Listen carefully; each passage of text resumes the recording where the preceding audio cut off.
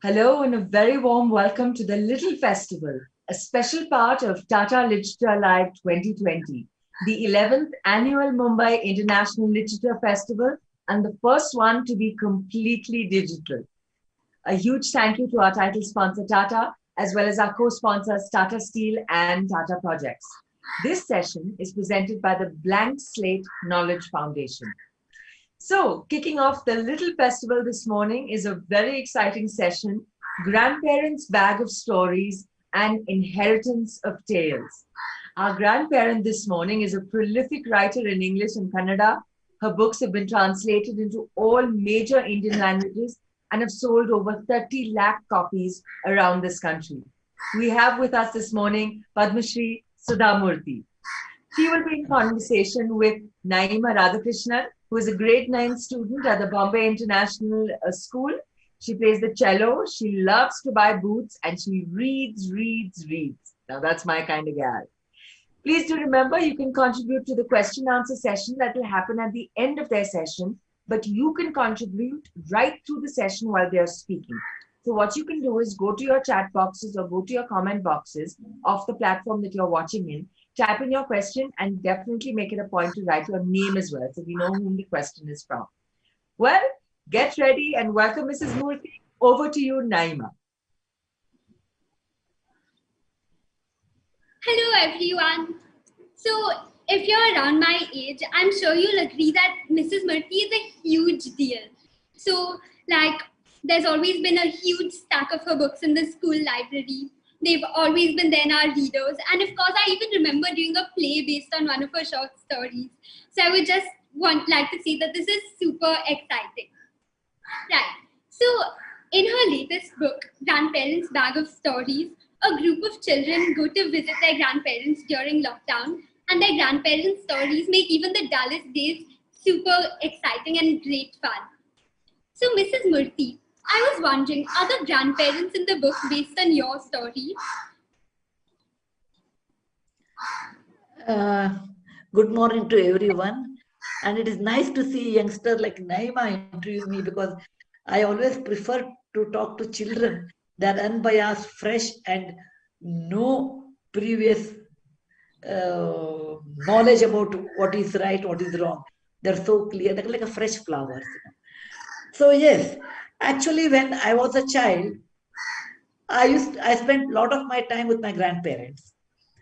Today, my grandchildren are not with me; they are in London. Yeah. So I assumed, if my grandchildren were in India, and they would have come to me during COVID time, and how I would have told them stories. In real life, I used to call them on Zoom call every day, tell them one story. So I transformed that situation, grandmother telling stories to my village, but the children are modern day. That is the way how I am. So when you were small, did your grandparents also pass down stories to you? And do you remember one very special one which still stands out today that you could share with us? Yeah, actually, they told me, see, beta, when I was young, of your age, or even younger than you, I spent all my holidays with my grandparents. And that era was different 70 years back, where we never had a swimming pool or a summer school, or there was nothing like that. So if there's a holiday, pack up your things and take a bus and go to grandparents' house, which was in a village. And in our village, there was no electricity in olden days.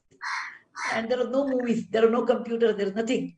So the only way to entertain us was stories. And my grandparents did tell a lot of stories. And some of them I have taken, some of them I have heard, some of them I have modified, some of them I have created. And thus, my many books have come like Magic Drum, The Bird with the Golden Wings, then the story Magic of the Lost Temple, then Grandma's Bags of Stories, Grandparents' Bags of Stories. This is all the result of the stories which I have created. 80% I have created.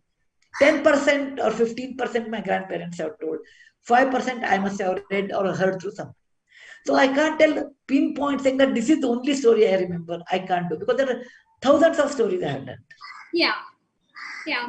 I love the way that stories become like a part of you. Like I remember even my grandmother used to tell me these stories about these two girls called Maya and Neha. And somehow miraculously, when I lost a friend or when I had fever, even Maya and Neha had fever or lost a friend. But the stories ended up making me feel so much better. So what do you think the power of a story is? That one can remember a story when one can't remember a math formula or a scientific definition. Why are stories like so important? Because stories relate to real life. For example, in one of my book, I don't remember because I read so many stories. Maybe a grandma's backs of stories. I think salty sambar or something I have written, or grandparents' backs of stories in this book. I've written about the jaggu and the beanstalk or something. Yeah. Okay. Now that story, when you look at it, actually is so real, in the sense. Uh, there is a person who is very lazy, doesn't want to work, and he wants a lot of money. And in real life, we meet so many people like that. And Yes. his wife Kaveri, who works very hard and earns her money. Okay. And she starts this garden. And she only takes those beans which she can approach with respect to height and take it. Whereas he went on the beanstalk and met someone on the top. Yes. So in real life, what happens when you talk about the story, you can connect with the people. Yes. Or lazy person. Always children of your age, what they like stories of misers and lazy people. Because they see all around. That is the reason children like anything in the form of a story. For example, if I tell you, okay, don't be lazy, be a hard worker, you get bored. You said, oh, how many times? Mom tells, dad tells, Ajji tells, everyone tells. Suppose I tell you a story, then you will recollect it and connect it. Yes. I used to teach computer science in a college. Nowadays, I don't teach because I don't have time. And I used to get 1 hour time to teach. 45 minutes, I will teach about computer science, database, all those stuff subject. At the end, I will tell one story related to the subject. Many years I taught, and after 25 years, I meet my students and I do ask them, tell me, I taught you C++, database, decision making, Java, everything. And what you remember now? Because my students have become now 50 years old. Oh, yeah. Or maybe 40 years, 40 plus.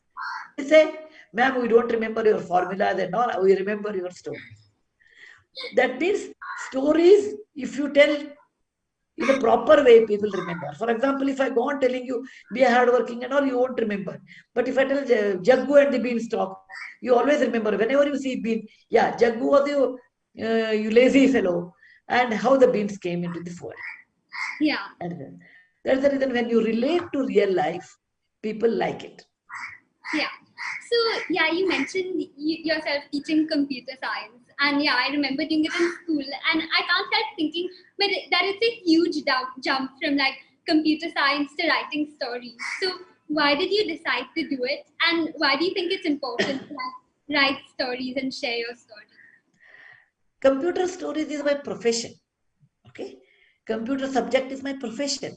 I'm a computer science graduate and postgraduate. I've been with computer for such a long time. That is my subject. Writing is my joy. For example, when I was your age, 14 years old, I used to write. In school, I used to write good essays. I used to write essays, but teachers said they're very good essays, they used to tell. Then, whenever there is no teacher in the class, the teacher is on leave and something, then I was a school class monitor. I'm sure you also have a class monitor. In the olden days, the class monitor has to manage the class. When I have to manage the class, that time I used to manage with a story. I'll tell, okay, children, I'll tell you a story, and everybody will listen. So anywhere any teacher goes on leave, they said, okay, call Sudha, she'll manage the class. It is not I was strict. I will tell enchanting stories. So telling stories became my hobby. Yeah. And then I started writing. So writing for children, now writing is my expression of my emotion and I enjoy. My heart loves to write and to read. My brain loves computer and I use it. So I make two separate. One is the brain related, other one is the heart related. Yeah. So I'm guessing for you, like writing is really easy and natural then. Like for some people, I don't know, like me, for example, I love reading, but writing for me is always so hard. It's always so hard to like say what you want. But I'm guessing for you, it's very easy to like express yourself and let it flow, right? Yeah, over a period of time, initially, because I talk, what I talk, I used to write. And over a period of time, you learn the master the art of writing. Yeah. Okay. Uh, so even though you say, oh, I can read a lot, I can't write, but start writing whatever you can and don't be in a hurry to publish it. Yeah. You know, write and keep it, and you can see how you improve. A good writer should be also a good reader. Please Yeah. remember, a good writer is always a good reader. And good reader can see many types of books, many ideas will come, different types of writing, when you have to put quotes, when you should use description, all those things you learn. So, but a good reader may or may not be a good writer, but Yes. every good writer is a great reader. Yes. I couldn't agree with you more. Uh, That you were mentioning the messages in your story and also morals. So, in your latest book, what do you think was the most important message or moral that you wanted the readers to remember? This is the grandparents' backs of Yeah. stories. These are the 5 children who come home, and there's a grandmother sitting and telling some stories. Grandfather is sitting here, and grandmother's sister, friend Kamulu, okay, and also Ajja's sister is here, and here are the children. And she's telling stories, so there is a parrot at the back. Yes. Now, what I want to tell in this book is, look, there is a pandemic by the name Corona. And this similar kind of pandemic was there in 1918 by the name Spanish flu. It came to India and killed many people.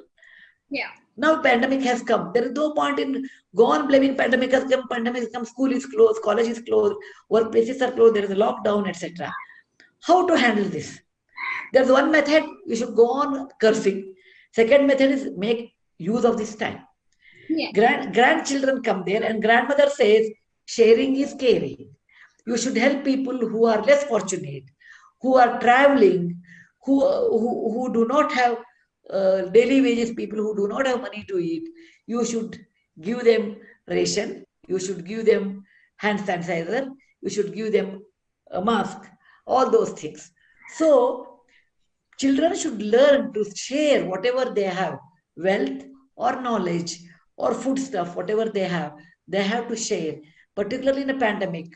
It is all of us should work together so that our society should not suffer. For example, there is a story in Panchatantra. I don't know, you must have read that. There is one hunter comes and puts a net, and one greedy pigeon says, I want to take, you do remember this? I want to take one corn. Okay. Then the old pigeon says, don't do. Corn will not be that easily available. There must be a trick. Dal mein kala hai. But the pigeon doesn't listen, gets stuck in the net. So many small pigeons come like this, or many young pigeons come and they all get stuck. On the greed of eating free maize or whatever is that, corn. So they are worried, and the old one tells the only method to get out of this is all of you say 1, 2, 3 and fly together with your might. You can fly, and then I'll tell my friend who who will cut this one with its beak, or a mouse will cut with its teeth. So you have to take all your courage and not do. I will fly once, you will fly another time. Together you fly, and they can take the net. This is the moral of the story. When there is a pandemic, all of you should work. All of us should work. Whole society should work for those people who do not have. And then we can face it. That is the main reason to write this book. Yeah. So I remember thinking that though the children were like in lockdown and all because of their work and because of the stories and all, they were kind of in a way very free, right? To roam the world of imagination and all of that. So how different do you think their lockdown would have been without this sort of like freedom of stories? Because I remember they're calling their friends and their friends are all like sad and bored because of the lockdown, but they've like realized that they're actually having quite a good time with their grandparents. Yeah. See, in life, there are many difficult situations come which you do not know. Nobody thought about pandemic last year, right? Yeah. This year it has come. Whenever you get difficult situation, instead of blaming someone, you should always think, how will I use this my level best?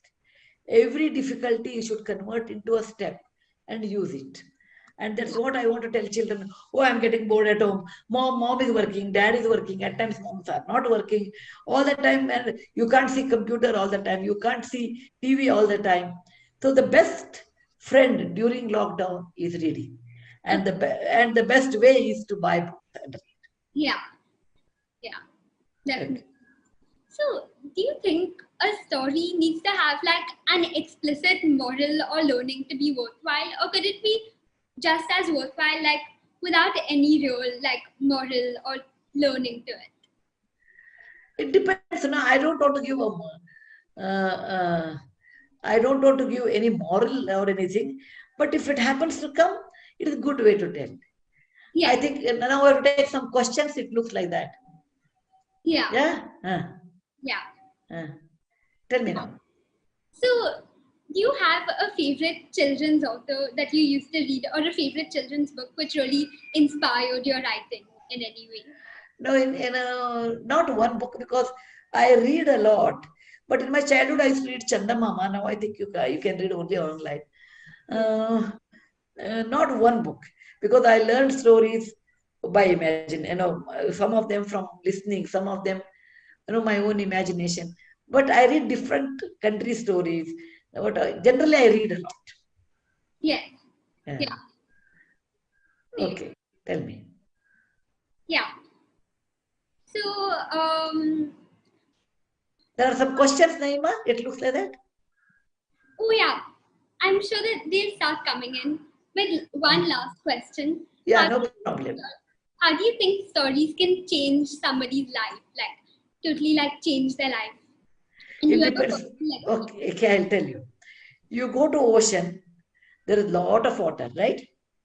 There is plenty of water in the ocean. Okay?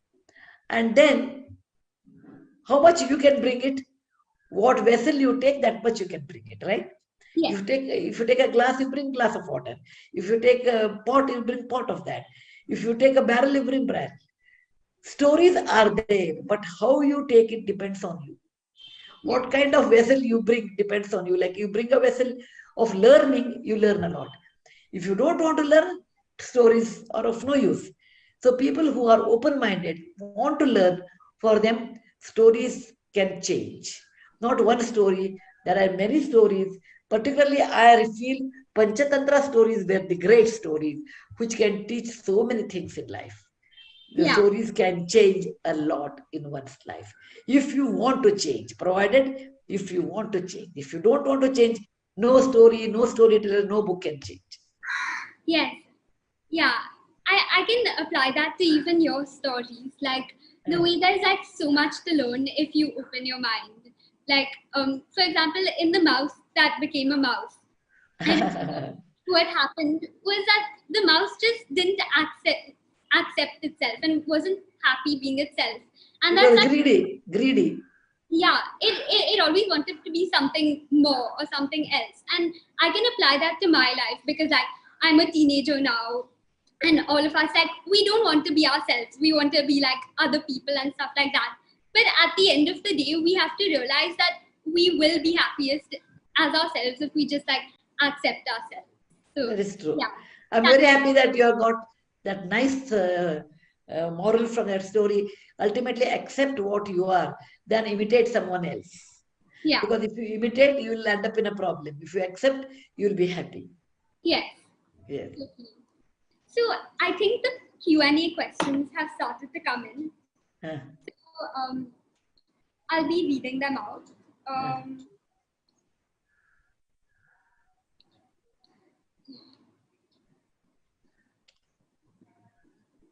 Yeah. So from Sachin Kulkarni, when is your new mythological book arriving? Next year. Next year. Right. From Arunji, how do we ensure that children don't miss out the experience of socializing and being in school during these time of online classes? You have to make an effort because you can't go to somebody's house, but you can talk. And you can read one book and talk to someone. Suppose you read a book, your friend reads a book, then you can talk to each other and talk about the books, not crap talk. Okay, I'm getting bored. Not that. Oh, I read this book. It's very nice. I enjoyed this book. Which book you have read? So, or which magazine you have read? What you have done? You have to make an effort now. It is not natural. In natural, you go to school and in lunch time, you open the lunch box, sit and talk. Now it is not that natural. So you have to make an effort to talk on phone, but right thing you should talk. Yeah. I'm very lucky that I have a twin. So like usually she and I are always discussing books and stuff like that. So that's very lucky for What's me. your twin's name? Nisha. Nisha and Naima. So both are the same class. Yes, yeah. Yeah. So your best friend is at home only. Yeah. Okay. From Ashmita Joseph from Facebook. So, ma'am, is your writing limited to an Indian audience only? Because people otherwise wouldn't understand the reference of Amma, etc. You write keeping the Indian characters, Indian readers in mind only? By and large, yes. Yes. Yes. Because I work, I lived in India. I know our people, so keeping them in mind. Yes. But I never thought about, international way or something because they are connected with our work, our house, Yeah. or the way. But if somebody wants to read, then they can always find out Amma is the mom or something. Yes. Somebody. Yeah. Yeah. So, who are your favorite writers and what are the books that inspired you to write? But I think you said that Different time, different people. yes. Life is like an engine; it goes to different station. So I learned from different time, different people. Yes. So why do grandmothers tell stories best?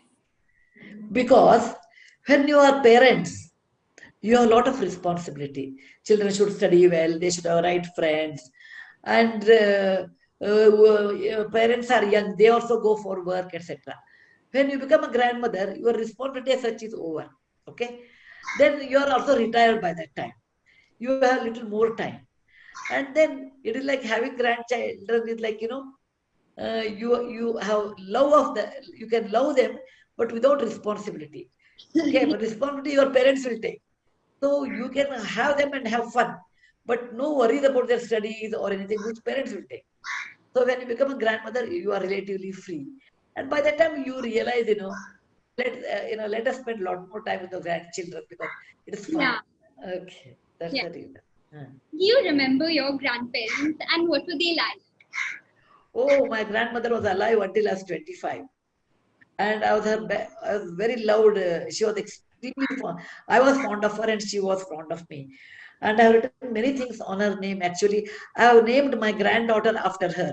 My grandmother's name was Krishna. My granddaughter's name is also Krishna. Okay. Then one chapter I've written on her, how I taught my grandmother to read. It is her, and it's a true story. So I remember my grandmother. I had 3 grandparents. Other grandmother was there in a village, and I written something on her. Her also, she was a very courageous lady. May you be the mother of 100 children or something. I have written. Right. So somebody has asked, I want to be a storyteller. So how do I start? Read fast, start telling stories. People should listen to you, and you should understand. Too much exaggeration, too much of dramatic things you do, people don't like. Be natural. Yes. Be natural. Read a lot. Then try on somebody, and if they like it, then they should go on adding. You also polish over a period of time. Yeah. This relates back to what you said about stories being good because they're like relatable to your daily life. So I guess over exaggeration would just make it sound fake and yeah. Don't be honest. Whenever you tell stories, be honest. Don't be fake. Yes. In general, honesty is always appreciated. Yes. Okay. So, is there any advice you can give to young girls about science and computers? Yeah, science is very good. It makes your brain sharp. It makes your algorithm. And computer is a must today. If there is no house without a computer, it's very hard. If there is a person without a mobile, it's very hard. But mobile and computer are like inseparable part of your life, next generation. And science is a must. The progress of the world depends on science. Otherwise, without science, the world will not progress. Right.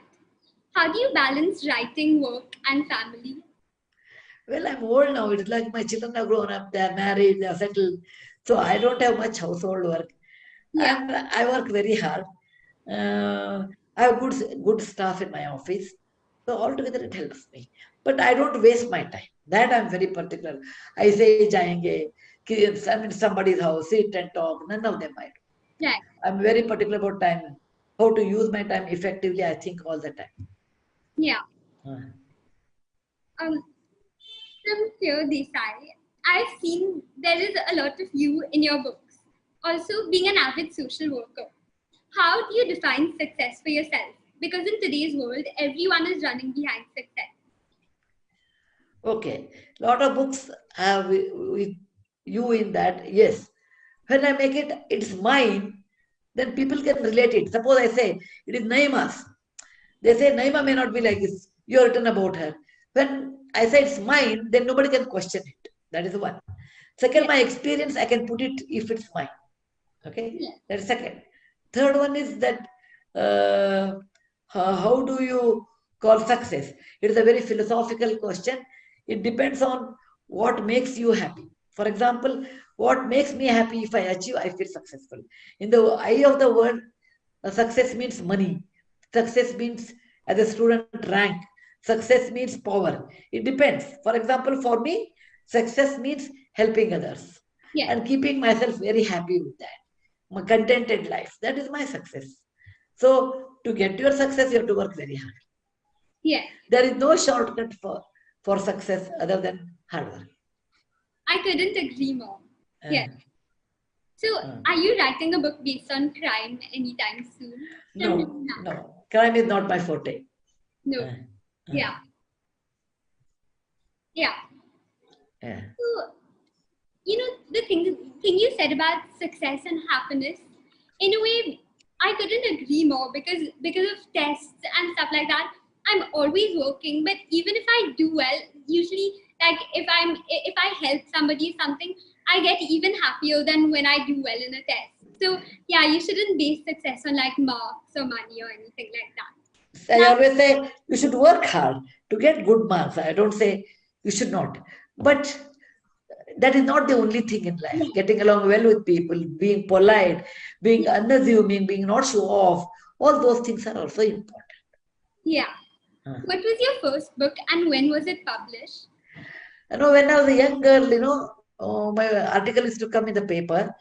But my first book came when I was 29. I traveled on my backpack to America in about 45 years back. And that is my first book, how I traveled, all alone with minimum money.